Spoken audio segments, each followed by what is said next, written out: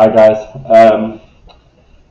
it's the 20th of January 2021 today, and it's the inauguration of Joe Biden's presidency. So, big day in the market. Today, I quickly wanted to bring out Twitter to you because I'm quite excited. I believe it's gonna have a good week this week, so it's gonna start with today. So I thought I'd get this out quick as possible. On the left here, we've got the daily charts. Here, daily charts, and on the right here, we've got a weekly charts. Okay, so I tend to start with the weekly charts, get an understanding of the key sort of levels, and the pivots and the confluence and all of that good stuff, support resistance. I don't really get involved with the fundamentals too much. Let's get into the weeklies here. I know it's had a bit of a choppy sort of start to its IPO since IPOing in sort of November 2013. We're a couple of years into, and it still hasn't pushed on.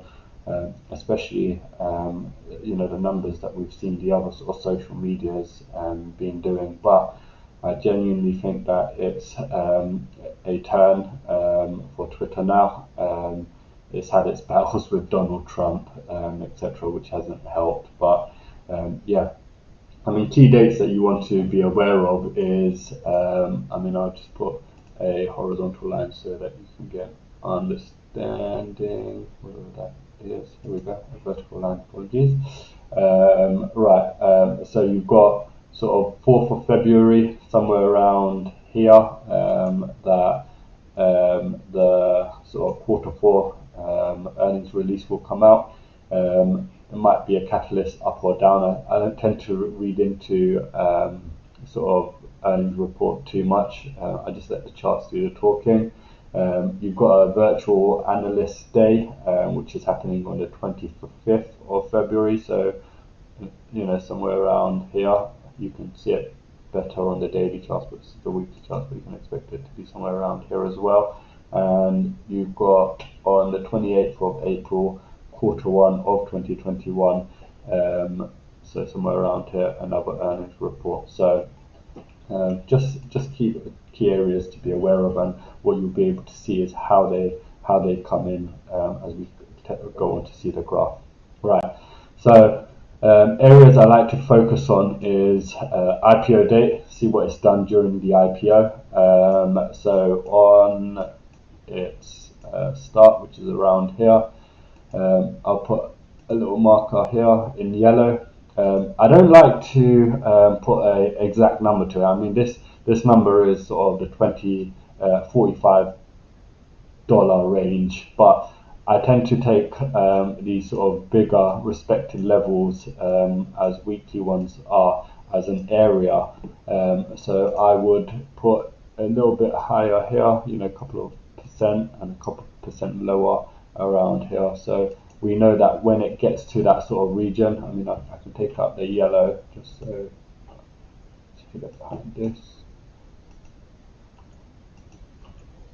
Delete. Remove. Here we go. So this is the sort of area that we know will have some sort of reaction, whether it's positive, negative, support, resistance, whatever you want to call it. We know that when it gets to this area, there will be sort of interest piling in.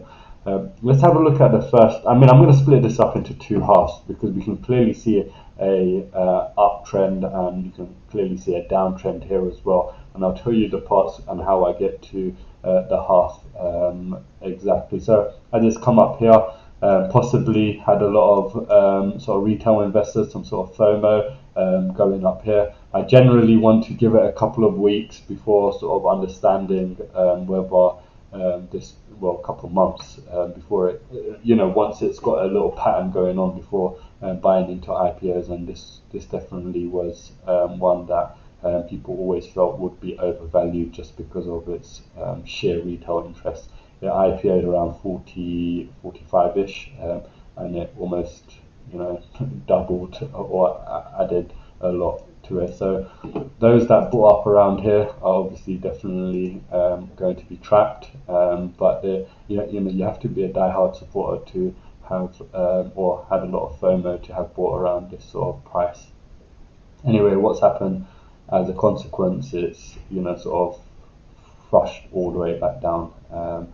We can see the sort of line it's followed by going A and B here, and this has been its downward trend since 2013. So we've got a good couple of years of it hitting its selling climax, which is around here 13 pence. And obviously around 13 pence, you've got a lot of interest here. There's a lot of value down here, and you can expect that it to rise back up. Around here, it hits its sort of 50 EMA, I believe.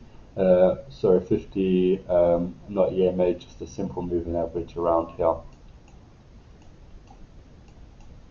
So I want to know the point where the 200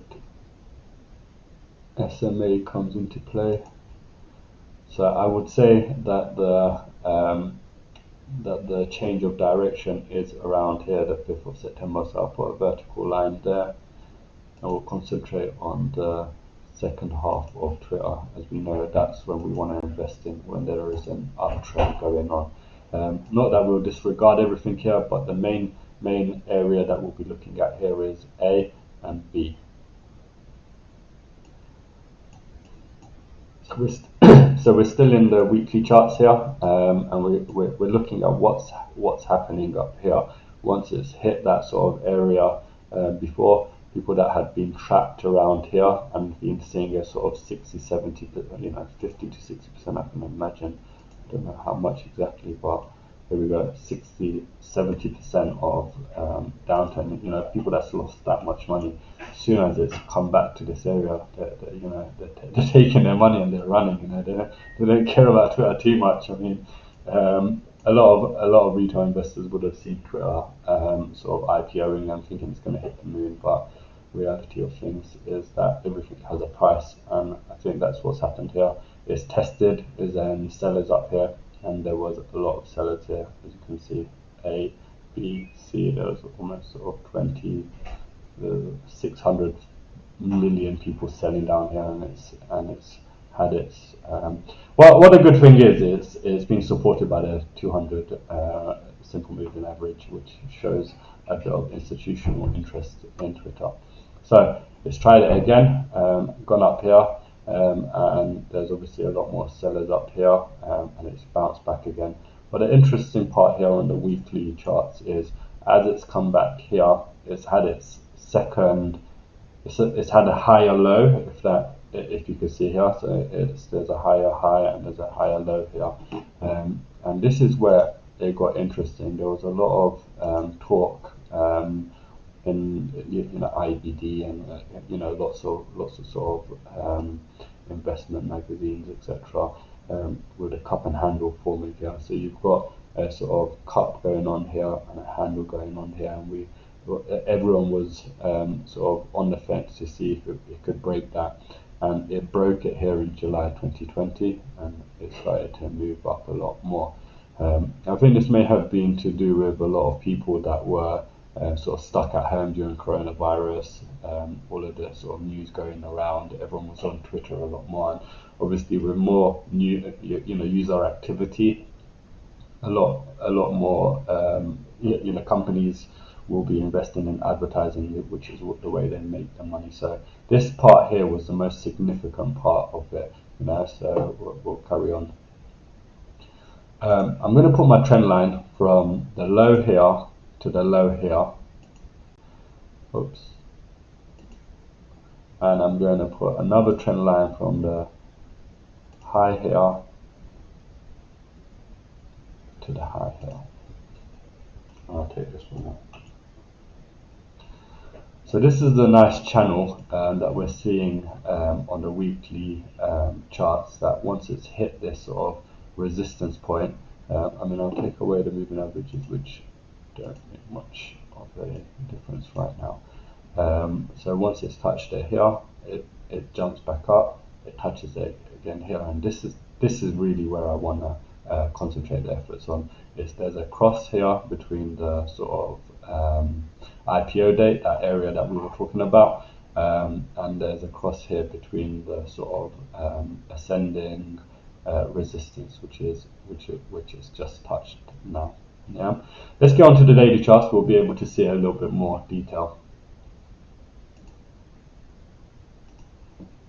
Here we go. So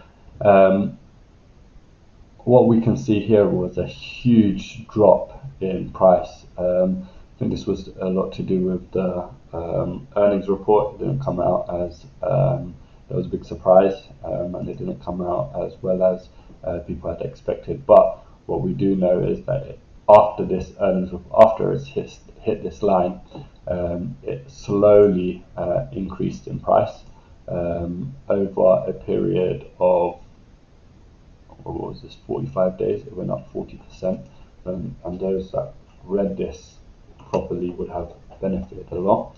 45% is huge. Over 45 days, there's a lot of money to be made in there. But nevertheless, as it went up towards this line, as we know, there would have been trapped buyers here.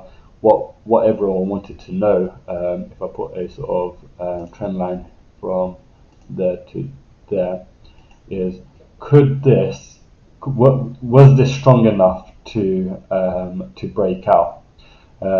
We could see that volume was slowly tapering down. That means the sort of sellers were sort of tapering down, and there was a huge expectation for this to now go underneath this and break out on high volume. But what really happened in the end was it broke down in high volume. That's why generally I don't tend to take a breakout until it's proved itself up here. So now we're back at this sort of trend line, and what I can see here is that once it passed this sort of ascending support, there wasn't enough selling pressure to push it down any further, and we can see that it's gone. If I take this out, but this part here is, for all intents and purposes, I'll go back. This part here is generally the support line from IPO date. So we can see the support from the IPO date here and all the years beforehand, and we can see that there's support from the resistance line here. It is reasonable and probable to say that now once it touches this, it goes back up again. I mean, I can see pre-market by the orange, it's gone back up again. That looks like 1% or 1.5% or 2%, so somewhere around that. But really and truly, it's starting to break its trend of going down, and I think it will definitely be a great buying opportunity. Where are we? When do I think is a good buying opportunity? I want to see it break this trend. How would I find it breaking this trend? I'll go down a few hours and get an understanding of what the trend was down there. So the trend really was from here. This was that was a significant point. But the trend really started to go down here. We can see multiple reds going. Let me zoom in. We can see multiple red points going down here. This is where the sort of selling pressure started to really gain momentum on the downside. So here we go. In fact, I'll use the ray and I'll put it to 2 significant points which it touched. So it's touched it here once, back down, here, back down, and here, back down. But here we can now see there is a change of direction. I mean, we should have expected it to go down here. This line here is from IPO date, and we can see as soon as it touched the IPO date, the amount of volume that came in to show a change of direction. If I put this into the 4-hour chart, you can see a huge bullish engulfing pattern here, which is intense. You can see who's now gained control again. So I think you will do well to get an early position around here and look to add to positions as it starts to show a sign of strength and pulling back up. So that's my analysis on Twitter. Let me know your thoughts and let me know if you've got any questions. And yeah, give us a like if you enjoyed the video and if you got any benefits from it, and if you wanted to ask any more questions, just put them in the comment section below. Thank you.